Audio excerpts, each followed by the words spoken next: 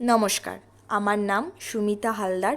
আমি বর্ধমান ইউনিভার্সিটির অন্তর্গত কালনা কলেজের বিএড সেকশনের ছাত্রী। আজকে আমরা সেমিস্টার 4-এর কোর্স ইপিসি 3-এর কন্টেন্ট সংক্রান্ত একটি টপিক নিয়ে আলোচনা করব। আজকের কন্টেন্টের টপিক হলো বর্জ্য ব্যবস্থাপনা বা ওয়েস্ট ম্যানেজমেন্ট। বর্জ্য ব্যবস্থাপনা জানার আগে আমাদের জানতে হবে এই বর্জ্য কাকে বলে। আমাদের নিত্য প্রয়োজনীয় নানা কাজের পর প্রয়োজনের অতিরিক্ত ও আপাতভাবে ব্যবহার অযোগ্য অবাঞ্ছিত যেসব উপজাত দ্রব্য পরিত্যাগ করা হয় এবং মানুষসহ পরিবেশের ক্ষতি করে তাদের বর্জ্য বলে। এরপর আমরা জানব বর্জ্যের বিভিন্ন বৈশিষ্ট্য। বর্জ্য প্রকৃতিগতভাবে কঠিন, তরল ও গ্যাসীয় হয়। এগুলো আপাতভাবে উপযোগিতাশূন্য ও ব্যবহার অযোগ্য। অবাঞ্ছিত বস্তুরূপে এগুলিকে পরিবেশে ফেলে দেওয়া হয় এবং পরিবেশ দূষিত হয়। উদাহরণ যেমন প্লাস্টিকের ব্যাগ, বোতল, কাঁচ, কাগজের টুকরো ইত্যাদি। পাশে বর্জ্যের বিভিন্ন উদাহরণের একটি ছবি দেওয়া হলো। এরপর আমরা জানব বর্জ্যের প্রকারভেদ। বর্জ্যকে সাধারণত মূল 3টি ভাগে ভাগ করা হয়। 1. প্রকৃতি অনুসারে বর্জ্য পদার্থ। 2. ক্ষয়ক্ষতি অনুসারে বর্জ্য পদার্থ। 3. প্রকৃতির সঙ্গে প্রতিক্রিয়ার ভিত্তি অনুসারে বর্জ্য পদার্থ। প্রকৃতি অনুসারে বর্জ্য পদার্থকে 3টি উপবিভাগে ভাগ করা হয়: কঠিন, তরল এবং গ্যাসীয় বর্জ্য পদার্থ। ক্ষয়ক্ষতি অনুসারে বর্জ্য পদার্থকে 2টি উপবিভাগে ভাগ করা হয়: বিষাক্ত এবং বিষহীন বর্জ্য পদার্থ। 3. প্রকৃতির সঙ্গে প্রতিক্রিয়ার ভিত্তি অনুসারে বর্জ্য পদার্থকে 2টি উপবিভাগে ভাগ করা হয়: জৈব ভঙ্গুর এবং জৈব অভঙ্গুর বর্জ্য পদার্থ। আমরা আমাদের পরিবেশের চারপাশে বর্জ্যের বিভিন্ন উৎস লক্ষ্য করতে পারি, যেমন oil fields, permanent camps, project locations, small storage ইয়ার্ডস, main offices, permanent contractor camps etcetera. বর্জ্য ব্যবস্থাপনার ক্ষেত্রে আমাদের যেমন বর্জ্যের সংজ্ঞা, বৈশিষ্ট্য, তার বিভিন্ন উৎস এবং প্রকারভেদ জানাটা দরকার, ঠিক তেমনই আমাদের পরিবেশের ওপর এই বর্জ্যের প্রভাব সম্পর্কেও আমাদের জ্ঞান থাকাটা আবশ্যিক।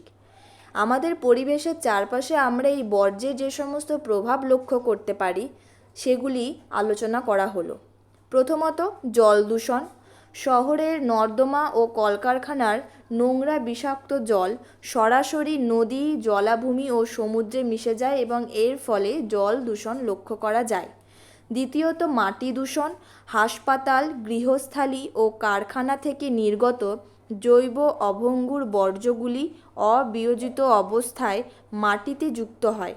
উন্মুক্ত আবর্জনা স্তূপে জৈব দ্রব্যগুলি বিয়োজিত হয়ে ক্ষতিকারক রাসায়নিক পদার্থ উৎপন্ন হয়, যা সরাসরি মাটিতে মিশে মাটিকে দূষণ করে। তৃতীয়ত, বায়ু দূষণ। উন্মুক্ত আবর্জনার স্তূপ মাঝে মধ্যে পোড়ানো হলে সৃষ্ট কটু গন্ধ, নানান গ্যাস ও ছাই বায়ুকে কলুষিত করে। কলকারখানা, তাপবিদ্যুৎ কেন্দ্র, যানবাহন সরাসরি গ্রিনহাউস গ্যাস, কার্বন কণা, বাষ্প, তাপ ইত্যাদি বায়ুতে যুক্ত হয়ে বায়ুকে উষ্ণ করে ভূ-উষ্ণায়ন ঘটায়। নিম্নে জল দূষণ এবং মাটি দূষণের 2টি ছবি দেওয়া হলো। তৃতীয়ত, প্লাস্টিক দূষণ। পরিত্যক্ত প্লাস্টিকজাত নানান দ্রব্য দীর্ঘকাল অবিকৃত থেকে পোড়ানোর ফলে কটু গন্ধ জল, মাটি, বায়ুকে একসঙ্গে দূষণ ঘটায়। একেই প্লাস্টিক দূষণ বলে। নিম্নে একটি প্লাস্টিক দূষণের ছবি দেওয়া আছে।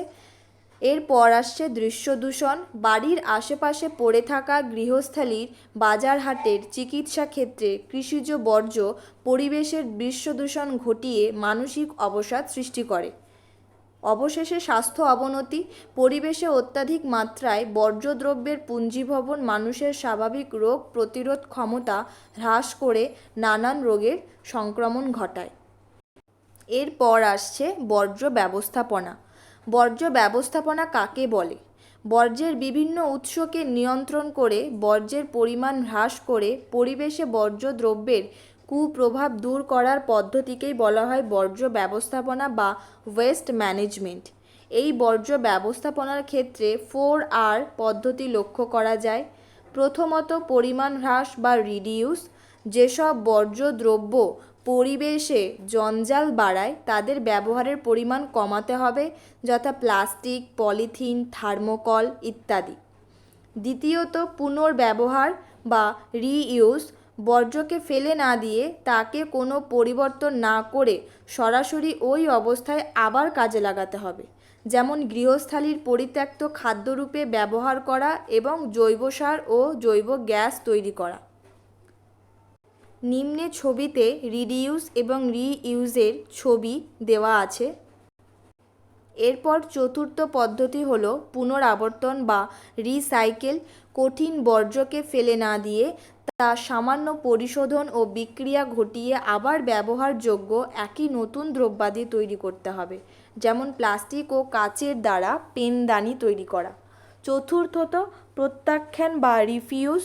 পরিবেশকে দূষণমুক্ত সুস্থ রাখতে কিছু কিছু দ্রব্য সম্পূর্ণ বর্জন করে ব্যবহার বন্ধ করতে হবে, যেমন প্লাস্টিক, কাঁচ, থার্মোকল আরও অন্যান্য বিভিন্ন বর্জ্য পদার্থ। নিম্নে ছবিতে রিসাইকেল এবং রিফিউজের দৃশ্যগুলি দেওয়া হলো। এরপর আমরা বর্জ্য ব্যবস্থাপনার আরও অন্যান্য বিভিন্ন পদ্ধতি সম্পর্কে জানব। এই বিভিন্ন পদ্ধতির মধ্যে উল্লেখযোগ্য কয়েকটি হলো ভরাটকরণ বা ল্যান্ডফিল, পৃথকীকরণ বা সেগ্রিগেশন, ভস্মীকরণ বা ইনসিনারেশন, নিষ্কাশন বা ড্রেনেজ, সার উৎপাদন বা কম্পোস্টিং। তো এইভাবেই আমাদের পরিবেশের বিভিন্ন বর্জ্য পদার্থকে আমরা পরিবেশের উপযোগী করে তুলতে পারি এবং যেগুলি আমাদের পরিবেশের ক্ষতি করবে সেই সমস্ত বর্জ্য পদার্থগুলিকে আমরা রিফিউজ করতে পারি। ভিডিওটি দেখার জন্য আপনাদের সকলকে অনেক অনেক ধন্যবাদ।